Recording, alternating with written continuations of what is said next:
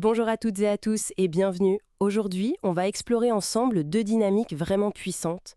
D'un côté, comment on façonne les opinions de masse avec les idées de propagande d'Edward Bernays. Oui, bonjour. Et de l'autre côté, on va regarder comment la réussite personnelle peut se construire petit pas par petit pas, en s'appuyant sur l'effet cumulé de Darren Hardy. C'est ça.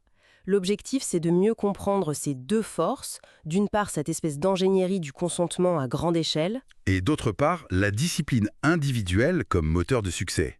C'est une plongée, en quelque sorte, entre la manipulation externe et puis notre propre capacité d'agir, notre agentivité interne. Alors commençons peut-être par Bernays. C'est intéressant, il était quand même le neveu de Freud. Tout à fait, et ça a sans doute joué. Il décrit ce qu'il appelle un gouvernement invisible. Un gouvernement invisible. Oui, un groupe restreint de personnes qui, selon lui, manipulent les opinions et les habitudes des masses. C'est nécessaire, dit-il, pour organiser le chaos démocratique. Ça peut sembler un peu directif comme vision. Complètement. Il a vraiment systématisé ce qu'il a appelé les relations publiques, en utilisant la psychologie des foules, mais aussi la psychanalyse naissante pour fabriquer le consentement. Fabriquer le consentement.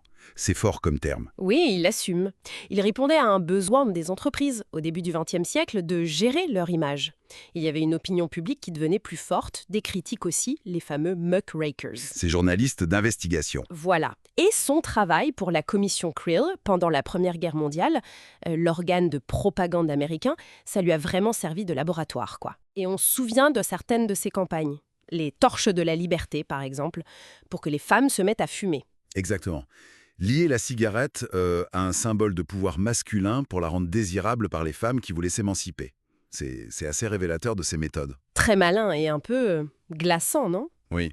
Ou populariser le bacon au petit déjeuner en utilisant des avis médicaux qu'il avait lui-même un peu provoqués. Ah oui. Ouais, ou créer l'engouement pour les ballets russes, pas seulement l'art, mais lier ça à la mode féminine, via les grands magasins, les magazines, Et comment il justifiait tout ça, cette manipulation assez flagrante ? par une vision assez élitiste en fait. Il pensait, un peu comme Walter Lippmann à l'époque, que la masse est fondamentalement irrationnelle. Incapable de jugement éclairé. C'est ça. Et donc qu'une élite avisée doit la guider, pour son propre bien et celui de la démocratie finalement. C'est radicalement différent de l'approche de Darren Hardy dans l'effet cumulé. Là, on est à l'opposé, non ? Ah oui, carrément. Hardy, lui, il met tout sur l'individu. La réussite, la vraie, la radicale, elle vient de choix minuscules, presque invisibles au jour le jour. Des micro-choix. Oui, mais intelligents, et surtout appliqués avec une constance absolue. Sur la durée, c'est ça l'effet cumulé. Il prend l'exemple des 3 amis, c'est très parlant. Oui, racontez. Eh bien, en gros, 3 amis partent du même point. Le premier ne change rien, il stagne. Le deuxième fait quelques petits écarts chaque jour, un soda en plus, un peu moins de lecture, et petit à petit, sa situation se dégrade. Lentement mais sûrement. Voilà. Et le troisième, lui, il fait quelques petits efforts constants. Lire 10 pages par jour, économiser un tout petit peu, manger une pomme au lieu de, je sais pas, un gâteau. Des choses qui semblent insignifiantes. Exactement.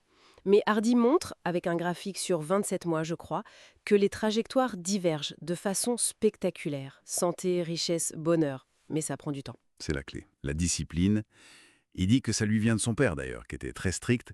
Et puis, la prise de responsabilité à 100%. Fini les excuses. Il insiste aussi sur le suivi, non ? Noter ses dépenses, ce qu'on mange. Tout à fait. Pour prendre conscience de ses choix.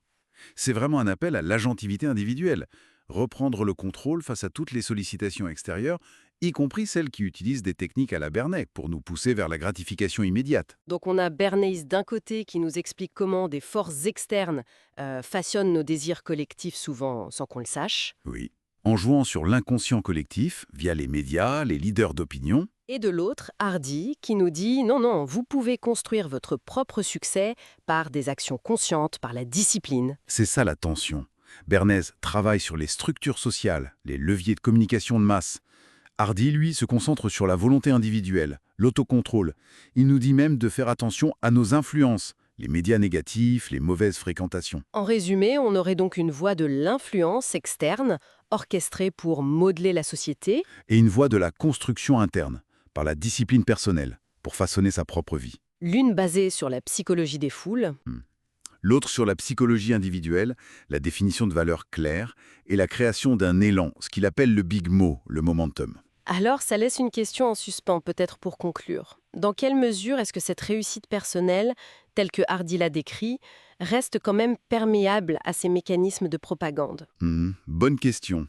Est-ce que nos aspirations, notre définition même du succès, ne sont pas déjà en partie façonnées par ces forces invisibles que Bernays décrit? Oui, est-ce que les objectifs qu'on se fixe, les opportunités qu'on trouve désirables, ne sont pas eux-mêmes influencés? C'est toute la question.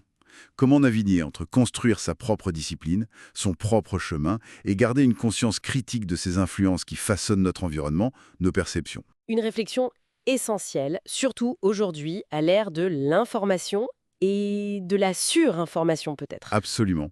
C'est un équilibre délicat à trouver. N'hésitez d'ailleurs pas, chers auditeurs, chères auditrices, à partager vos propres réflexions en commentaire.